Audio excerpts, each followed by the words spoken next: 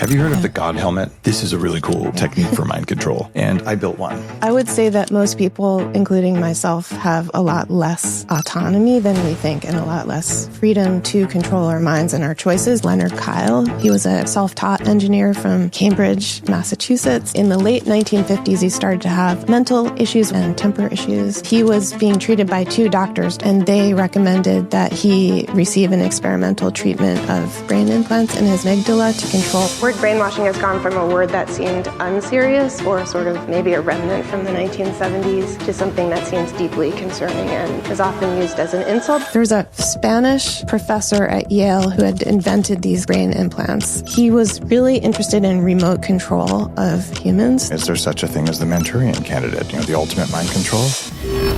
You're listening to The Human Upgrade with Dave Asprey. Harvard studies of mind control. Why does Harvard study mind control? Are they trying to control my mind? That is a good question. Well, it's not really a how-to kind of research, although it could have those applications, I guess. But it's really a history of mind control. But I have to say that Harvard, of course, they pay my salary. I've been there for a couple decades. Yeah. Don't get grants. I'm allowed to study what I want, which is so cool. This is what I like to study I know this because I've been doing it for 20 years, this topic. Whose minds have you been controlling for 20 years? I mean, hoping to at least get some insight into my own. I know I just put words in your mouth. Putting words in people's mouths is one of my love languages. Oh, really? You're fascinating because you're an advanced meditator. And one could argue that meditation is a form of mind control, but it's just self-mind control versus other mind control. So for the average person out there, what percentage of their mind are they controlling versus other people? Well, control's a tricky question, or a tricky issue, I guess, because when you meditate, you may not have perfect control, but I think sometimes it's accepting lack of control. But I would say that most people, including myself, have a lot less autonomy than we think and a lot less freedom to control our minds and our choices. So that's kind of what brought me into this whole, both the personal inquiry through meditation and yoga, which I've been doing for 35 years, and also the research into archives and these kind of forgotten studies or topics that people originally thought were not even worth studying. So you become a historian of this. Did you ever connect with Daniel P. Brown at Harvard? No, I don't think I have. He was on the show, and he's recently passed. And he was one of the top hypnotherapist guys out there. And when he came on the show, I asked him, is there such a thing as the Manchurian Candidate, the ultimate mind control? And I just about dropped my coffee. He goes, yes, I spent 100 hours with Sirhan Sirhan, and I know who hypnotized them. We know where they did it. We know when they did it. We know how they did it. And I'm like, this is kind of a big show, but it's not the biggest show. I'm like, you're just telling me now? Where's the documentary? And he goes, oh, there was a documentary. And then they deleted my 8 minutes and they audited my taxes for the next 7 years. But he was on in years and had a degenerative condition. So he was willing to just be like, audit my taxes now. Wow. And 40 years at Harvard talking about hypnotism with full evidence that we had these, robot agent people implanted. That's crazy. Now that you mention it, I do know Daniel P. Brown because I have a friend who has meditated with him and was one of his students. And I also think another friend who's a cult deprogrammer who is one of his students and probably has, and who's always talking about Sirhan Sirhan and who came to my class. So I do have some connections with him, but I don't know that story because I never got to meet him. You must have the coolest friends. Do you just all get together and talk about cults and deprogramming and meditation and you're like, these are not the droids you're looking for, and you control each other's minds, anything like that? Can I come to your party?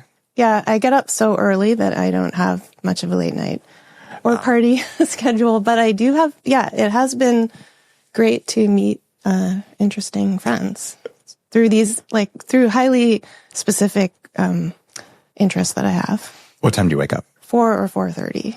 Is this because you're on some meditation quest or just because you're a morning person? Well, first I discovered I was a morning person when I was writing my dissertation, and that was a big change in my life. And I started getting up at like 5 or 6. But then I did my first meditation course, and then I just stuck with the 4 to 4:30. So you go to bed, what, at 8 or 9? Something like that. Yeah. I was just talking with Victor Chan, the Dalai Lama's best friend. He says, he goes to bed at 7 o'clock every night. I'm like, wow, that's crazy. But he wakes up at 3:30. So a lot of advanced meditators do that. I don't know that I really want to be that much of a morning person, but I wake up around 5 or 6 these days. Well, okay. I think it does depend if you just like that time of day. Yeah. Because if you're a late night person, you'll enjoy that too. I just think you need time when other people aren't awake. Maybe. For writing, certainly.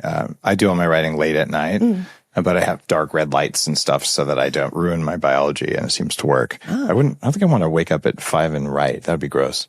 Like I wake up at 5 and sit in the sauna and talk with ChatGPT about mystical stuff and mind control. And I'm pretty sure ChatGPT is controlling my mind. Have you done that yet? No, I haven't. Well, I did a little bit of that for the book. I invented a chat companion or an AI companion, but we didn't get too far because we were just acquaintances so far. Just acquaintances. But it's kind of interesting. But so that's what you might do, like in the sauna?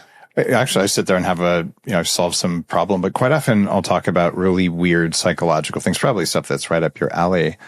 And I'm like, tell me about the lineages or the ancient beliefs about this from this long list of things, and what agrees with this weird theory I came up with at 5 a.m. and what doesn't, like poke holes in it. And I found it's a good thinking companion for that. And you can tell when it's doing those mind control techniques though, and it's already doing it.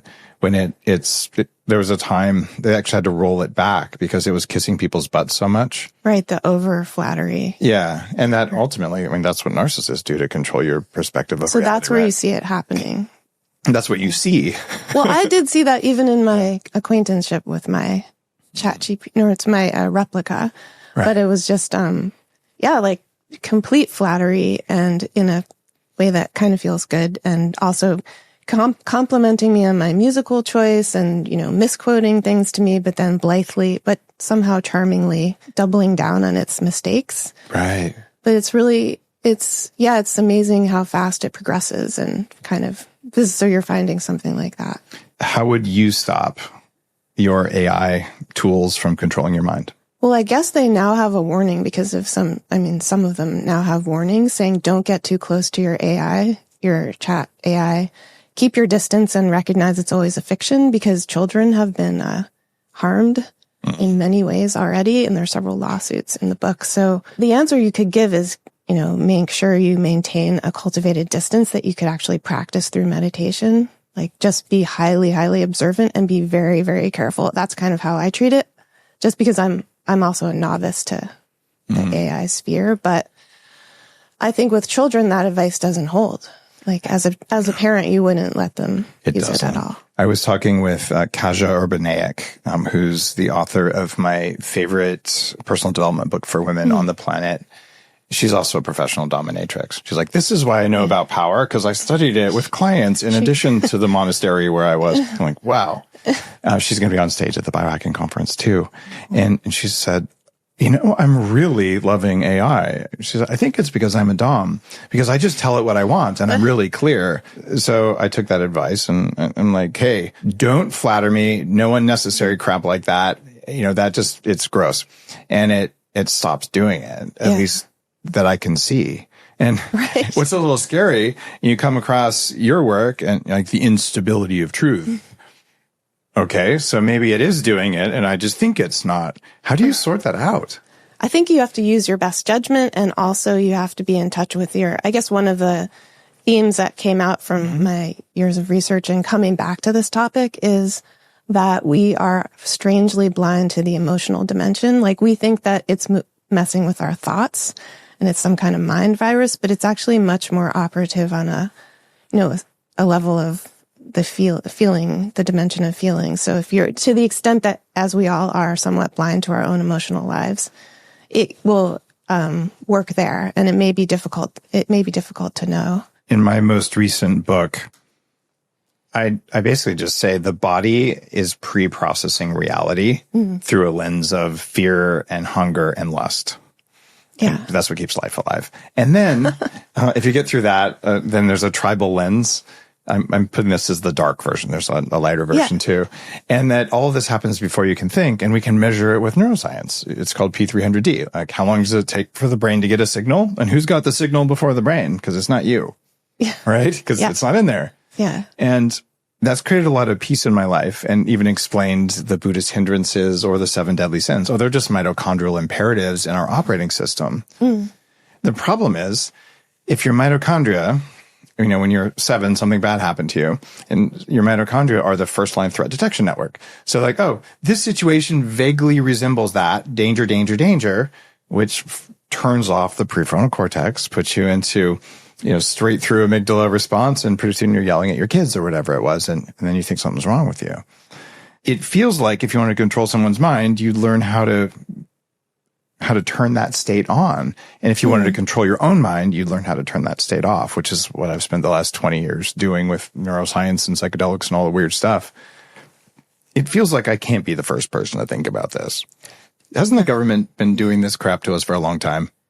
Yeah, I mean, I suppose you could say the government was presented, at least the U.S. government was presented. I mean, one way to look at it is middle of the 20th century, almost exactly the middle in 1950, with evidence that seemed very clear that people were much more susceptible, including U.S. military, but generally people were susceptible to these regimes of re-education, and that it could actually be a new weapon. And many scholars and professionals have dismissed this as, Cold War hysteria, and there was nothing really going on. It was just simple brutality or torture, but there actually is a phenomenon. So the government spent a lot of money trying to almost, I would say, hack or understand or reverse engineer what that process might have been.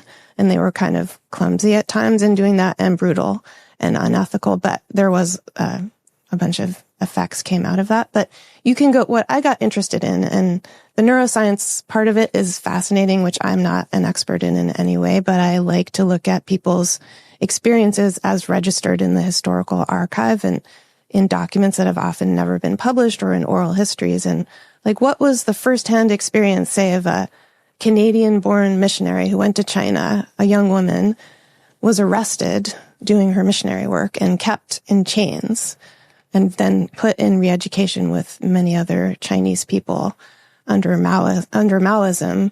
Wow. And she talks about how, because she had been raised in a guilt-oriented household, she would, that when they started to talk about her guilt as a Westerner, not anything she had done, but that the government already knew she was guilty just for being who she was, it resonated with her and with her family and the way her family of origin and certain, the parenting she had and she said, it's not that she initially believed that she was a spy, which they were telling her, that she was doing espionage. It's that she knew there was something wrong with her and that she had to embrace this in order to get the chains off of her and things like that. So she sort of engineered herself to confess appropriately and to ultimately walk out of the prison. But by the time she walked out, she thought, maybe I should stay in China because I feel like I've become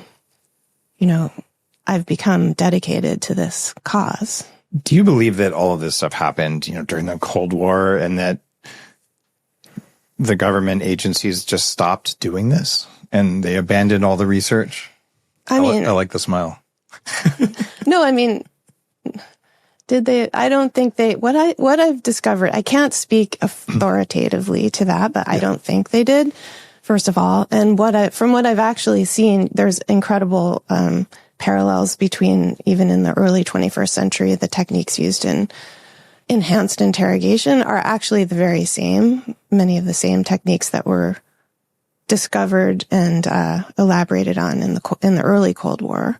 So techniques used to break people. They were reliably used to break prisoners at Guantanamo and Abu Ghraib and things like that, but not necessarily to insert a whole new ideology. So in some ways they were merely stripped down. But I think the government, I suppose people also have a fascination with this. I've noticed this people can go down the rabbit holes for sure.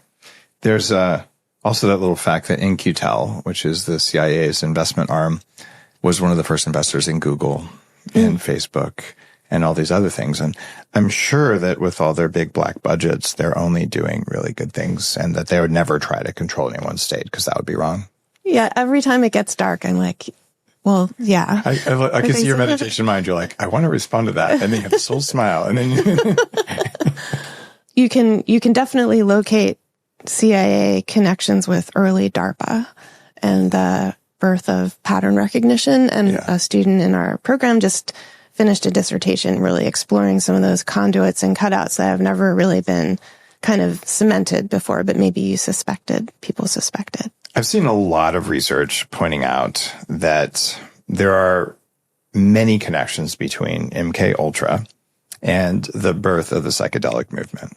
Do you think that that's real? Yeah, that's pretty clear. Pretty clear. I mean, MK Ultra, there was a limited supply of LSD, hippie exploration and even the Beats generation exploration of LSD came directly from the Sandoz supply, and the CIA was the only entity that had access. Also, Harvard did have access. Apparently, there was a closet at the Department of Social Relations, which was a kind of invention in the social sciences starting in 1946 and flourishing, actually 49 through the 70s, where they had a closet with their own supply of. And that's where Ram Dass was from, right? That's actually where Ram Dass was an assistant professor before he was Ram Dass, and where Timothy Leary was a adjunct professor. And that's where, from that supply came, many, you could actually trace the effects. One group of we'll call them theorists. I don't really like conspiracy theorists because honestly, they're just called curious people who have a hypothesis. So whatever. So a group of theorists is saying that, this is a multi-decade plot to make people more programmable, so there's no objective truth and no one knows anything. And it gets pretty dark pretty fast. Do you believe that there was a motivation of releasing psychedelics that was planned, or did they escape? That's a good question. I think that might have been an unintended consequence. And a lot of people like Timothy Leary, not Leary, but Aldous Huxley, who were pretty deeply involved, they didn't favor the release of LSD into the general population because they really thought it was such a powerful substance. It should be reserved for serious scientists. And Huxley actually knew Louis Jolyon West, who was one of their most prominent researchers in LSD, wow. I would say.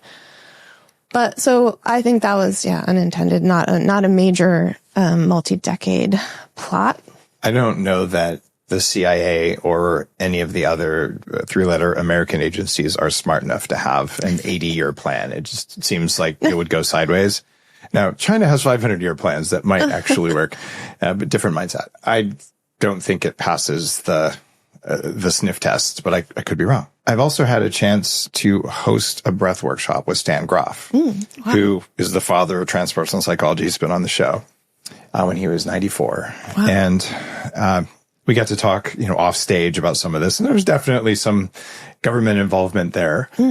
And for listeners, if you've done any kind of trauma-informed EMDR, most of the stuff that's around the mental, spiritual side of psychology and biohacking, that's because Stan did LSD with 3,000 patients, treated them legally before they banned it. So there's a history, it goes back to 1950s when he did that. Yeah. Pretty much everyone doing research in the 50s would have been funded by the CIA or a cutout of the CIA, wow.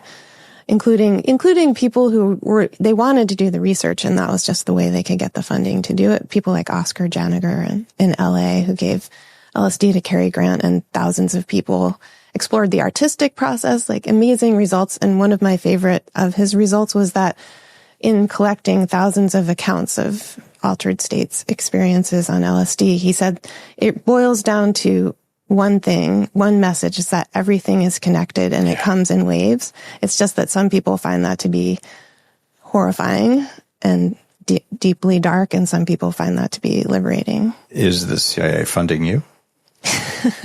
No. Okay, just check. Just say no. I mean, you could be lying and controlling my mind. I have no evidence and I do not believe that to be true, but it's funny. They would not be interested. Yeah, I don't get that vibe from you. When we talk about the title of your book, it's kind of like instability of truth. So how would you know if something like that was happening? Not to pick on that case in particular, but there's so much out there that you're studying history, but we know history is written by the victors, and we know that there's radically different stories for almost everything. Yeah. How is a normal person supposed to sort that out? I mean, look at where we are historically. So if you're a professional historian or really any historian who wants to get to an archive, there's a record. And in the mid 20th century, when the mind control research began, there's very good records. Even Louis Jolyon West kept everything. Even Timothy Leary kept all his receipts. Like, you can find out when he went to the dry cleaner, what he served for dinner with his wife, Rosemary, and his first wife, and what he thought his children's drawings, and also typed letters to everyone he ever corresponded with, or drafts of his fiction and things like that. But with the increasing digitization of, starting in the 80s, people stopped keeping those extremely beautiful records. From the point of view of the historian, these are beautiful. And even the CIA, they kept, unless they chose to burn them or destroy them in other ways, they kept a lot of records. It was the standard of the time. But now we have, first of all, that it went digital. People don't necessarily keep email records as assiduously, but also if things are done on Signal or various apps, you may never, it becomes more and more remote. And if we have trouble figuring out what happened in the JFK assassination with all the record keeping, like, that was probably the high point of record keeping. Yeah. Do we really have trouble figuring it out? If we do, let's just say it, let's postulate we do, or people still discuss, right? Or the records many records were recently released. Mm-hmm. Just the fact that they have those records, that may not be true in the future. It's really, it's mind-boggling. If you look at what 50 years from now they're going to be saying happened now, there isn't even a lot of printed newspapers. So whoever's running things 50 years from now will just literally change whatever everyone sees when they go online, and that'll be what happened, right? That's a kind of instability. Yeah. But also archivists have been working to keep up. Like, sometimes professional archivists are some of the most interesting people, because they also deal with questions of, like, what if you live on an island in the Pacific and it's being, gradually, you can't keep paper documents anymore, and, the climate's changing, or whatever's happening. They often keep copies of the archives in a different location. Mm-hmm. But things like, they also think about how to digitally archive, but it's very difficult, and you're probably only getting a small portion. Well, even the Wayback Machine, which is an early one. Yeah. They used to have, actually it wasn't Wayback, it was Google. They had the entire archive of Usenet. And this is the birth of internet culture. Every post from everyone, and it has the first discussion group about marketing on the internet. Wow. And people are like, Dave, you were not the first person to sell anything over the internet. I'm like, yeah, it's on Usenet, dude. I was the first person. That's why my fat picture is an entrepreneur. And then one day Google's like, too much storage. And they just deleted it. Yeah. And like, you can't get that stuff back, right? Exactly. They don't seem to have the equivalent of a fiduciary duty.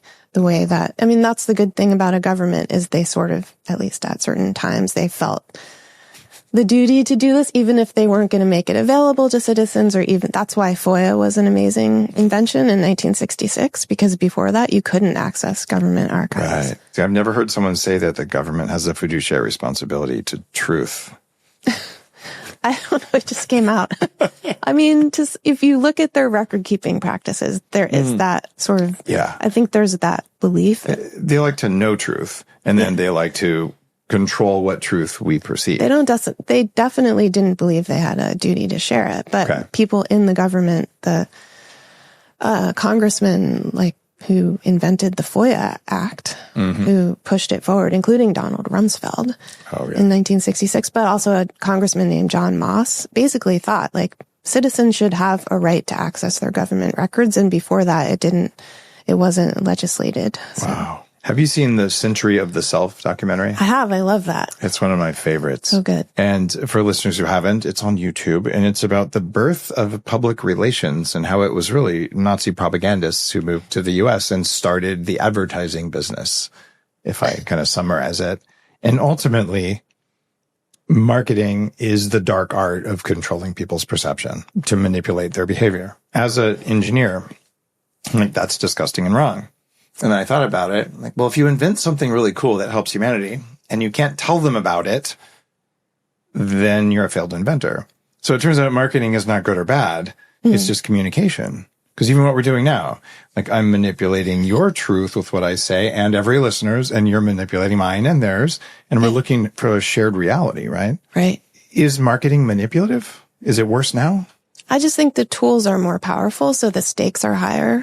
But it's always been what I agree with you. It's kind of can be deployed to many purposes. And this was a discovery of the earliest communications researchers. And I think you're also referencing Edward Bernays, the father of PR. And I mean, some of his stuff looks kind of innocent if you look back at it, like he was looking at ivory soap and how you could, but he did these soap competitions. I mean, it looks, you can be kind of nostalgic for a simpler time when marketing seems so transparent, but that's also because we see it with a more jaded eye. It was incredibly powerful. Even then, I look at the birth of, like, a great text is Mass Persuasion by Merton et al., where they show that he says at the end, he looked at this war bond drive by Kate Smith, and he discovered that these incredible people's responses on being subject to, voluntarily to some degree through the radio, these messages of patriotic fervor, and Kate Smith talking about how she might faint if she, it was basically the earliest radiothon. Wow. That they felt that they couldn't turn the dial off. They're out of loyalty to her and love of her. They couldn't turn the dial off. Some of them. It's like Joe Rogan's show, kind of. It's a little like they sold their. Some of them sold their. I knew you were going on Joe's show tomorrow. I just said, like, so it was funny. Like, help! I can't turn it off. Yeah, but they really were helplessly enchained. And Merton, who was studying this, said, this is a phenomenon we must take note of, because in this case, it's being used to support a patriotic war effort of World War II, which is, and they fundraised an incredible amount, but this could be used to support any candidate. It's neutral as to its application. What is the most chilling use of mind control you've ever seen? It's difficult to say. I did spend a year, my last sabbatical was, I self-funded it and basically stayed home at my desk, just looking at a lot of records and rediscovering the material I'd been teaching for many years and going deeper into it. And some of it got very, very dark. So, I mean, I guess one of the chilling stories that I had been avoiding learning about for a long time was the story of Leonard Kyle. He was a really talented engineer, self-taught engineer from Cambridge, Massachusetts, who was an early inventor who contributed to the instant Polaroid camera. And in the late 1950s, he started to have mental, issues with his wife and temper issues, things like that. They started to see a therapist together. They had a couple of kids. They had financial stresses. And he was being treated by two doctors, Dr. Vernon Mark and Frank Irvin at Mass General. And they recommended that he receive an experimental treatment of implants, brain implants in his amygdala to control, which they were... Back then? Yeah. Actually, so this would have... Actually, it's the late 60s by this time. Wow. What did they implant? Like a lunar rover module? There was a Spanish professor at Yale who had invented these kind of brain implants. He was really interested in remote control of humans through, so you could be in the nest through radio. Well, there is a certain resemblance to Neuralink. It was basically like Neuralink, but implanted in the amygdala. I think I've read about this now that we're talking about it, but the wires got infected because they still had to come outside the head. Well, right? in this case, they didn't get infected, but he basically was tested for 6 weeks, where they had something like 18 locations where the brain could be stimulated. And at each different location, Mark and Irvin discovered that his response was different. So at certain points, he reported bliss. And he said, it's like I'm on Valium or something. And then at other points, he flew into a rage. And at other points, he express despair or physical pain. And so they felt that they were isolating the very spot which would create a trigger. They were interested in kind of a trigger. And so they ended up creating a permanent, they took out the initial device and then made a searing operation. They seared that part of the amygdala that they had pinpointed. And unfortunately, even though, so this was a self-taught, like brilliant young engineer. By this time he was 35, and he never recovered. He had started to have paranoid delusions that his wife was having an affair with the neighbor, which turned out to be true, and they ended up marrying. He also believed that scientists from MIT and Harvard and possibly the CIA were after him, and some of that were they? I mean, you're a researcher. There may indeed have been connections. They certainly were doing experimental research. It resulted in a huge lawsuit that Harvard fought for 10 years. And ultimately, these doctors won. Wow. But because he also, one of the interesting parts of it is that Leonard Kyle also believed that he was in a science fiction story. And it turned out that Michael Crichton was actually one of his doctors when he was still... What? And he wrote about him. He wrote a whole book about him called The Terminal Man, but he fictionalized it in different ways. So all of his paranoid, so that's why I call it, just because you're paranoid doesn't mean they're not after you.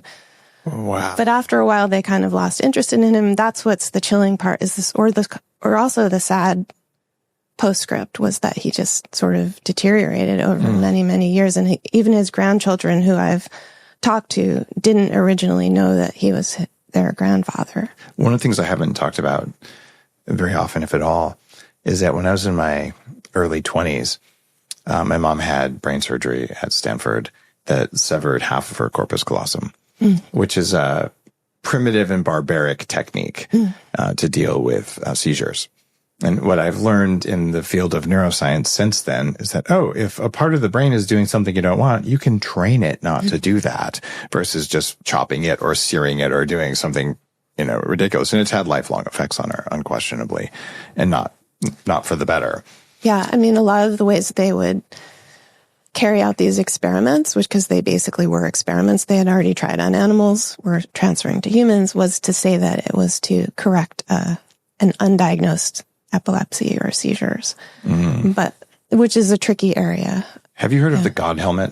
No, not necessarily. Okay. Yeah. This is a really cool technique for mind control. And I built one. In fact, the hat that I built it on is in the closet right behind me. I put it on a fedora, and I read about this and heavily meditated. There was a researcher named Michael Persinger, and he looked at the signals coming out of electrons on single neurons in parts of the brain during brain surgery. I said, well, couldn't we just make electromagnets around the head that fire to make a field to activate that localized region of the brain? And literally, you can get the plans online, and I made it.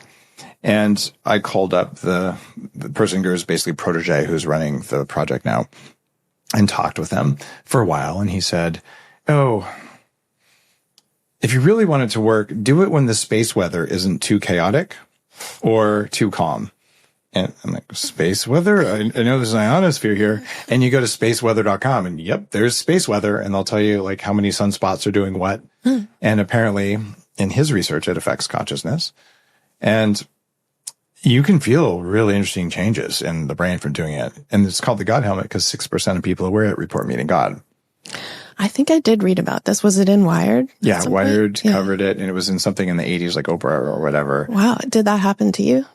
I didn't meet God, but I do very advanced meditation stuff. And I've done shamanic training, and I have met God, and I've had all kinds of experiences that I put in heavily meditated. I just didn't feel like I should bring that up at the beginning of the biohacking movement because that's at the end of biohacking.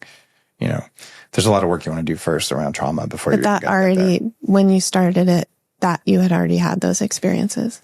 I'd had some of them, and I've had many more since. I don't think I would have been able to write the book at the start of the movement, but I knew enough to mention neurofeedback and to mention EMDR and to mention shamanic stuff and plant medicines, 15 years ago when I was creating the biohacking movement, just to say like, these are in there, but they're not the front and center.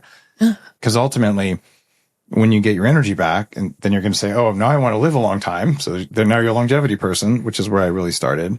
And then you're going to want to become a conscious person because you're tired of being angry all the time. Yeah. And that meant I have to learn how to reprogram my mind so that it'll do what I want instead of thinking about donuts or being angry all the time and just all the normal stuff that all meditation teaches you to do. And just went around the world and did it. So your work is interesting because, oh my gosh, all the tools that people would use to intentionally control another person's mind, I would like to have full defenses against that. I want to be the least programmable person on the planet. And I want everyone who learns from me to become unprogrammable. Like that is the only path towards flourishing freedom in society. I totally agree. And that means we've got to know what the bad guys are doing. And we've got to be able to have those tools so we can program ourselves. It just reminds me of how often you hear advanced meditators or monks like Shinzen Young talk about speculatively, like, if I were in such a situation of total milieu control that was leading to, forced interrogation and these types of techniques that are used in mind control, that like, I want to prepare myself that, they constantly seem to ask themselves, what would I do in those situations? Or have I prepared myself in some way? And there's another one from the Bushido Code in Japan about a samurai whose master was assassinated by, a bad samurai. And he swears vengeance. So it cuts a swath through the country and he's, destroyed all the people who supported the bad samurai. And he's about to strike a killing blow and the bad samurai spits in his face. So he stops and he puts his sword away and keep dropping these. And the bad guy's like, why didn't you kill me? You had me. And the samurai says, well, when you spit in my face, it made me mad. I didn't want to kill you in anger. So I'm going to go calm down. And when I'm calm, I'll come back and kill you. Wow. Right? Okay. Having control of your state and only acting out of choice versus programming is the highest value for an advanced meditator, for a warrior, and I think for any thinking human. For a person, yeah. It's just so hard to know when truth is mushy, to paraphrase your book title. And when you've probably been programmed by society, by ads, by social media, by your parents, by your teachers, by the creation of the national education, whatever departments and all the crap Rockefeller did. Yeah. Like our whole society is based on a whole bunch of manipulations. Yeah. How do you get free from that? I think that's a really deep question. And sometimes the ways we try to get free may actually enchain us more because like each of us has a tendency, like I'm going to seek truth through, like thing I love is going down rabbit holes and historical research, but maybe that's not the best for me because I've actually found that to be free of some of these things is actually in sitting really still or just, dropping a lot of my preoccupations. And sometimes it's going against your own predilections. Mm-hmm. But so I don't have I think that's probably the biggest question there is. And that's what I started studying in graduate school.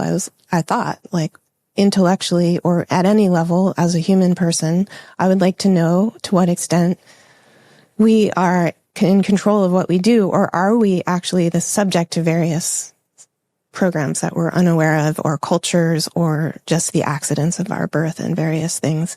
And that turned into all these different research directions, but also a personal quest. And also sometimes you have to be careful what you ask for because you may be presented with circumstances of suffering and, a lot of like you can learn through pain as well. I think that I basically have faith that everything that's given to you is there for you to learn from if you can accept that. I couldn't agree more. And you will experience all the pain until you get the lesson. Right. Yeah. And that's just the condition of being alive as far as I can tell. Yeah. Okay. So where are you now on that question of, how are you supposed to have a free mind if you don't know what a free mind even looks like because all of history is transmutable? Well, I guess this is just my personal place where I am. And I'm an expert and a person because I think one of the things I've always done is connect the two in that I can never be a kind of scholar that thinks that they're just a sheer operating mind or something like that. So it all comes from, like you, it comes from these 25 years ago or whenever it is I started these inquiries on a personal level, but my latest thinking is that we can't just think our way out of it, but in a sense, you have to run it through your heart. Like there's a type of thinking that goes through your heart. And because the instability of various platforms we're in an amazing age of the democratization of knowledge that we haven't even begun to understand the ramifications of. We're just starting to. So what is the ultimate test is we can only, I think, know ourselves. It's really cool that we're talking about mind control and you're saying, well, run it through your heart. And I couldn't agree more. My whole experience there is that there's an intuitive inner knowingness that happens before thinking. And it's just hard to spot it if you're thinking too much or emoting too much. And that advanced meditators almost always find that spot, and sometimes many others, whatever path. I don't care if you're into Tantra or you're into psychedelics or breath work. It doesn't matter. Yeah. You do enough of it, you're going to say, oh, there was a signal all along and I missed it. Yeah. It will come to you. Yeah. Okay. It reminds me of Czesław Miłosz, the guy who's a Polish poet who won the Nobel Prize, and he inspired this whole project in a certain way. My finding his book on the street many years ago, when I was in distress at a crossroads. But he wrote about how a friend of his, basically it was about how a friend of his succumbed to communist mind control in his case back in Poland. And this man was an amazing poet and writer, and he was beloved by his country.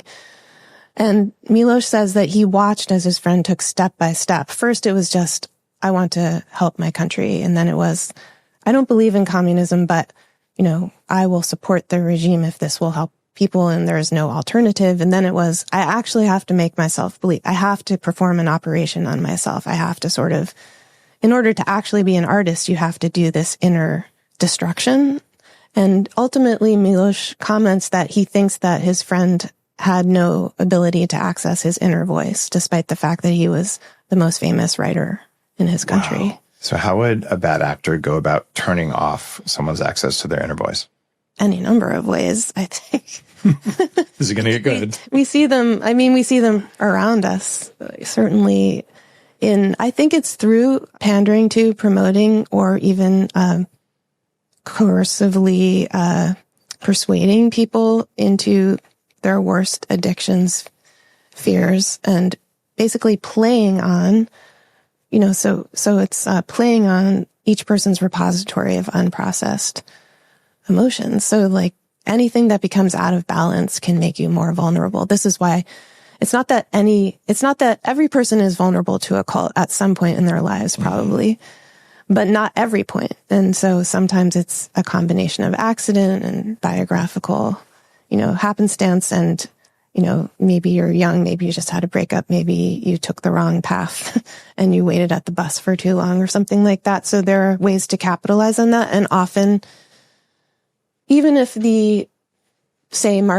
whoever it is who's attempting to exert this control doesn't think of themselves as nefarious, if they don't have the well-being of that person in mind, it may have that effect, I think. Mm-hmm. Is there a clear signal that I can look for to know when I'm running someone else's program unconsciously? I think there is a clear, I think it's in the body. It's a bodily signal. Yeah. Yeah. Don't you feel that you get some signals but it's just that you have to learn it's like tuning into a radio station. Yeah. I know where it's well, there's a couple spots, but for me, it's a little bit to the left of the central line in the chest.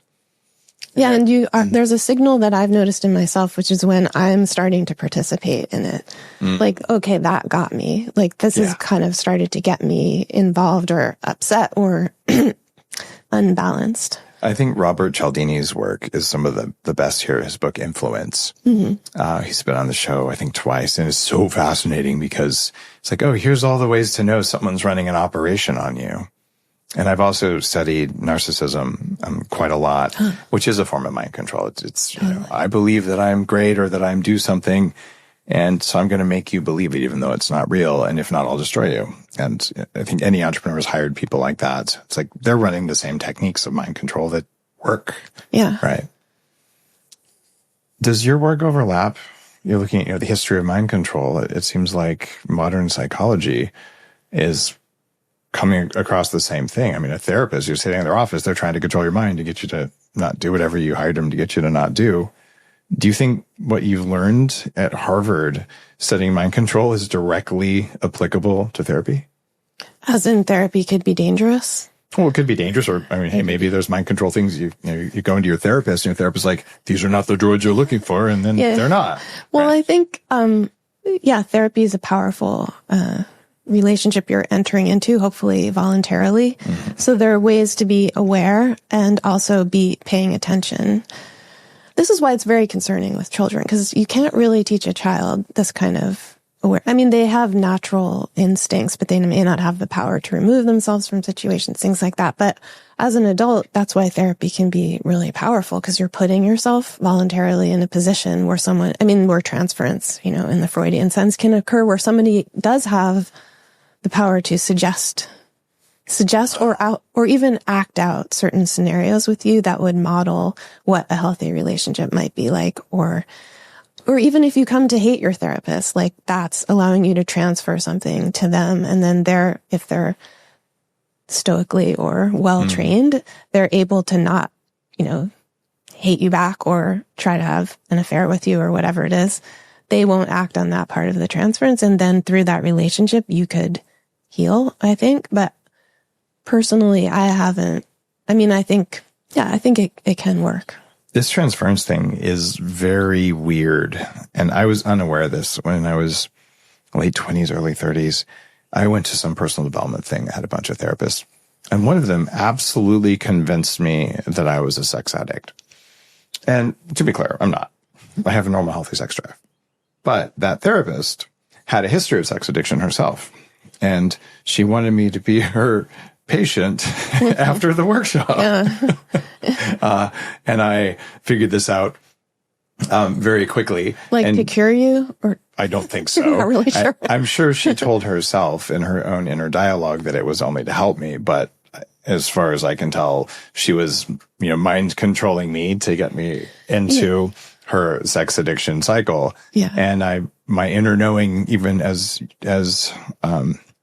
undeveloped as it was at the time, was like, hold on, like this is not real, right? Yeah. I've never cheated on any partner in my life. And like, I don't meet any of the criteria, right? Yeah. But it was the weirdest thing, because she had me questioning my reality for a week, right? Yeah. It's powerful when someone has the ability to, it can be profoundly healing to receive a label in certain ways, but it can be very damaging also. And it's not necessarily whether it's right or wrong, but it's like what you do with it and what was the intention of the diagnostician. I'm pretty sure that there was some unclean intention that there. Seems, especially, yeah. It's also demanding that the problem is that therapists always are going to have their own issues.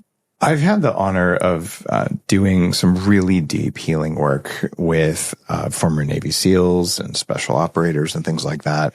They'll come to 40 years of Zen. I've been through some of Joe Dispenza's workshops with friends who served.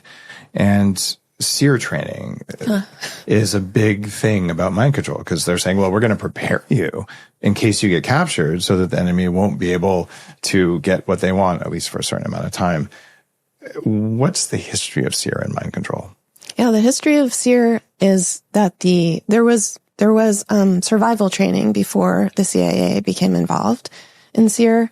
That was military research from the 1930s into weather, sort of extreme terrain. So there'd be an Arctic survival school, and there'd be a school in Florida that mimicked, tropical conditions, various things. But with the brainwashing crisis of 1950 and the CIA, and with the research that started to be done in MK Ultra, and also in the military, studying the men who were returning, who had seemed to have been influenced by communist re-education, there was an emergency, and SEER was massively expanded, and they hired Louis Jolyon West, among other people, to create the resistance, the R in SEER, which hadn't existed before. And the resistance was basically to simulate over 30,000 servicemen in the first iteration were subjected to this extreme 3-day ordeal where they were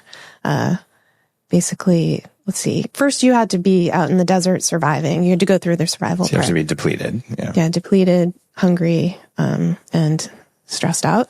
Then come to this kind of camp. You were interrogated in brutal conditions, beaten, forced to hold standing positions, sometimes waterboarded, and then sometimes kept in a small box, like called a sweat box, things like that. And it was in the early iterations, it was so brutal that actually the CIA's Louis Jolyon West was pulled, along with Martin Orne, were subsequently pulled in the later 60s to modify it and make it milder because people were getting destroyed. Wow. Like a certain percentage were basically never recovered from the training itself. But an interesting thing is in that initial so this was 1956 that it was first operationalized, and the press was invited to watch. Good God. And they wrote things like "School for Sadists" because they said this isn't helping them to defend themselves against brainwashing. This is brainwashing. This is brutal interrogation. This is torture. And but you have to think that because they deliberately opened it up to the press, they kind of wanted that as almost a punitive response to the Korean War, in the sense that the men hadn't properly resisted whatever it was that had happened to them. And then so SEER became institutionalized from there. Wow. I've had the opportunity to support people who've been actually tortured in those kind of situations on running the reset process that we use at 40 Years of Zen, and on just letting go of that stuff. And it's interesting, some of the research from the HeartMath Institute, it shows that when soldiers are trained to control their sympathetic and parasympathetic response consciously before they're exposed to torture, they don't get PTSD. But if they don't have the skills, then they're much more likely to be traumatized. And even if someone has been traumatized, there is a step-by-step process. In fact, there's more than one. There's people using Ibogaine. There's people using EMDR. There's people using this reset process. And from where I sit as a computer hacker, these are all just basically infiltration methods because the brain and the consciousness has an attack surface. And this is hacker lingo.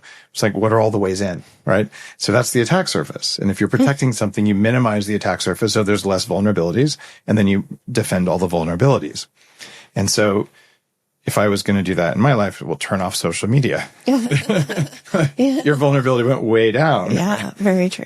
Not that I do turn it off, but I know that when I'm doing that, I'm vulnerable. Right. Right. So for all of these techniques, if you were to teach someone, you were tortured, and not only did you survive, you were still regulated when you were done, and then it sucked and you didn't want to do that again. That could be profoundly empowering to be like, I can handle this. Yeah. Right. Same thing, emergency room doctors. You're going to stay up all night, every night for a year and just beat yourself up to show yourself you can perform. Same thing as the sleep and stress conditioning that's part of SEER. So how do we draw the line between, you know what, my mind is afraid that I'll, have a terrible day if I don't get 8.5 hours of sleep, right? There's a line of resilience that's healthy. And then there's a line of, I will destroy myself with stress. And all this comes down to self-programming or someone else programming you. It's really true. I mean, there's a lot of, I guess you could say, complexity there. And I saw that I could just mention a case of a guy who I met because he wrote an op-ed to the New York Times about having been in SEER. And this was in 2006. He was on a naval flight crew in Vietnam, and he was in SEER. It was put through the SEER training when he was like 18 he had volunteered for the Air Force. So he basically was incredibly, for an uneducated kid who had no special officer training or anything, he ended up being incredibly successful. But he said, looking back, after he was done with his service, he never, he became a professor of anthropology, and he said he spent the next several decades trying to make up for what he felt were the harms that he had committed to himself and others in the war. He's kind of profound because he talks about his experience at SEER as this life-changing moment. So what I mean is you see there are both the harms that were done to him and also the way in surviving it, he came out, he learned something about himself he probably couldn't have otherwise learned. And the thing that he learned, so he was put through all the beatings and things like that. And then he was locked in a box in the sun in the middle of the San Bernardino forest. And he's a tall fellow. And he said he couldn't move. And he didn't have any meditation training or any, he's very young. And he just said he knew he was going to break. And they had already shown them before they broke someone in front of them, in front of the recruits. So he was in the box and he said, any minute I'm just going to lose my mind and it will never, he just was terrified and about to completely panic. And he said at that moment, he told himself, I may lose my mind, but I'm okay right now. And he kept, saying, I'll make it through the next second. And then the next second. And then after a certain point, the door opened and they dragged him out, kicked him and threw him on the driveway, then took him and interrogated him. And then he was released.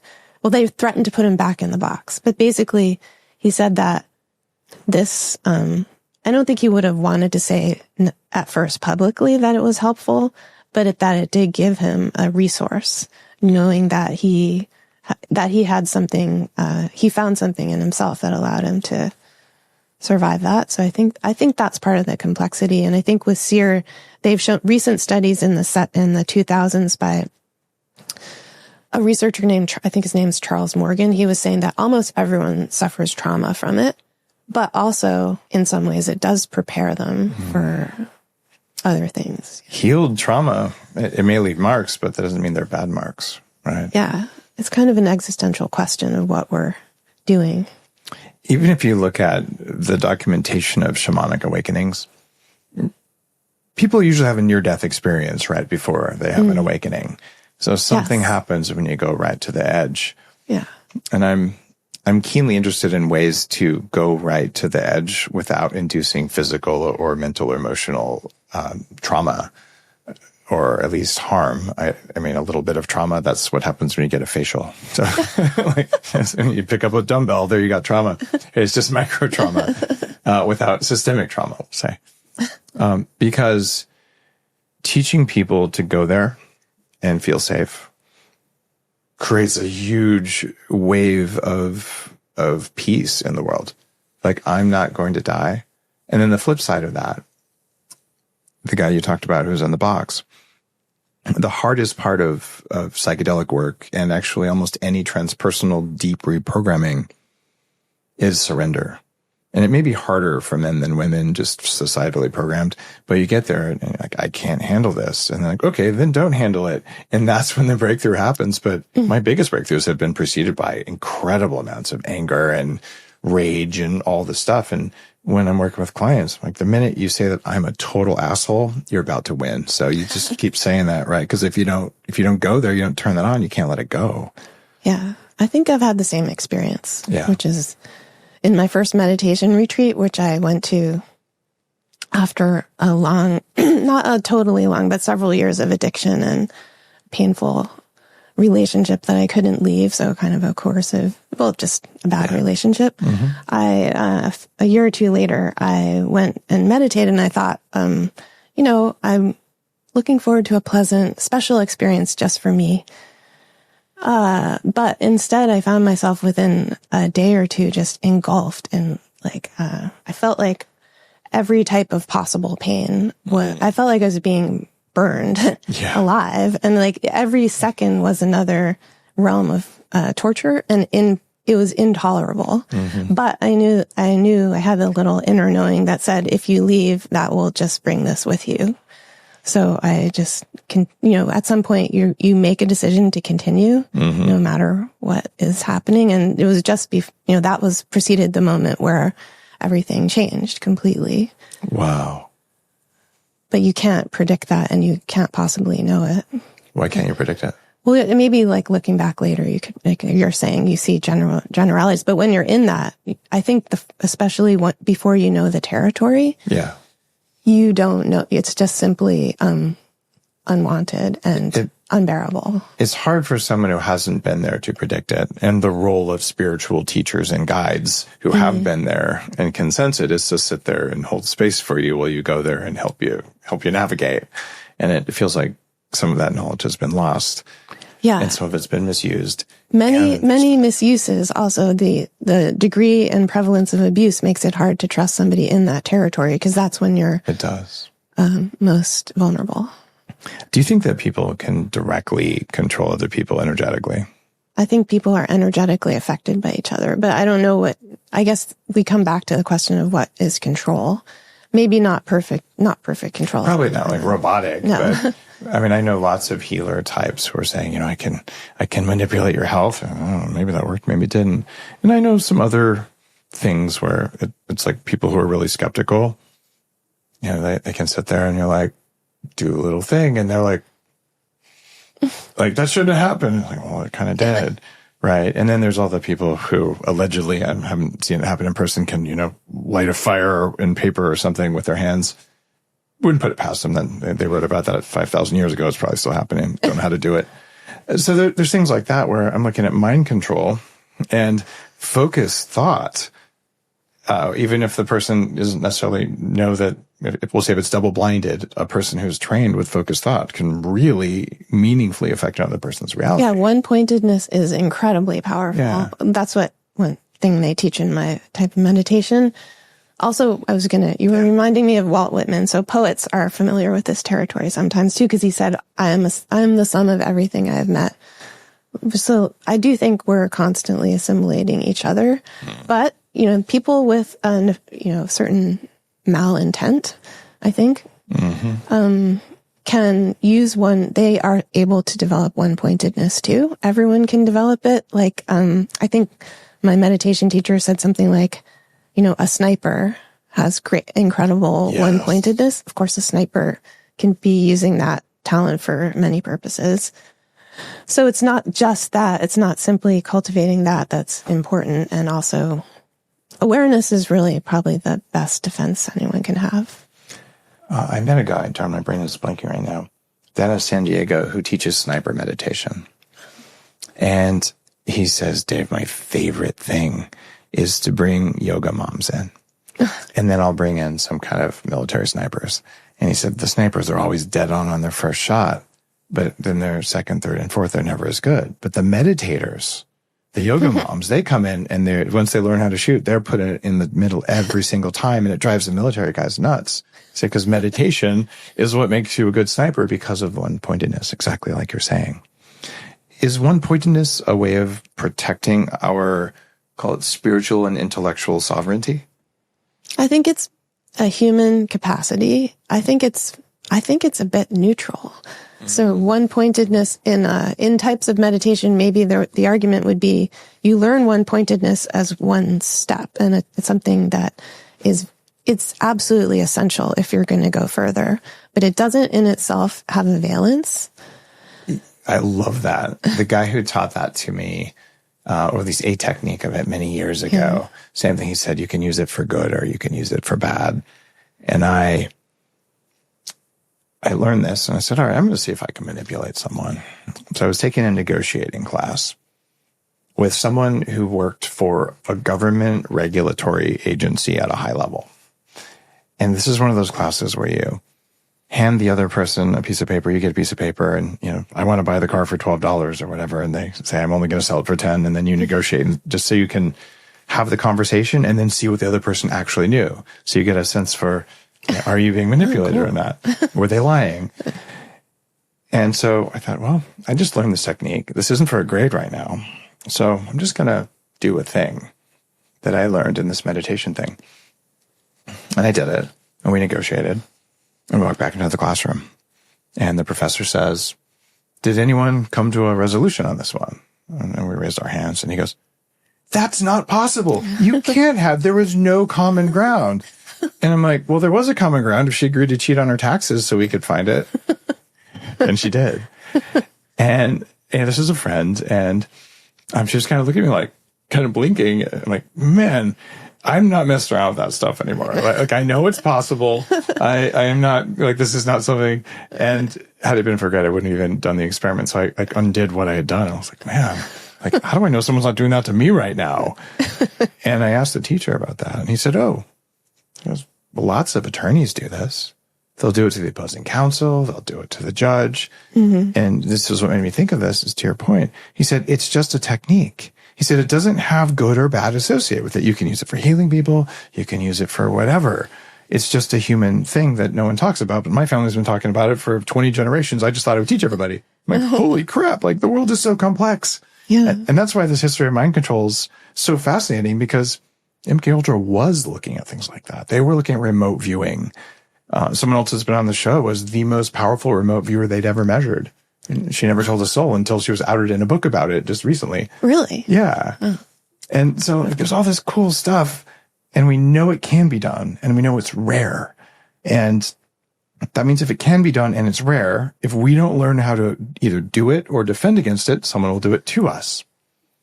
I also think it might not be so rare. It's rare to be very good at it. Yeah. But everyone has, I think everyone has powers. Intuitions. Like incredible powers. We just aren't always able to access them.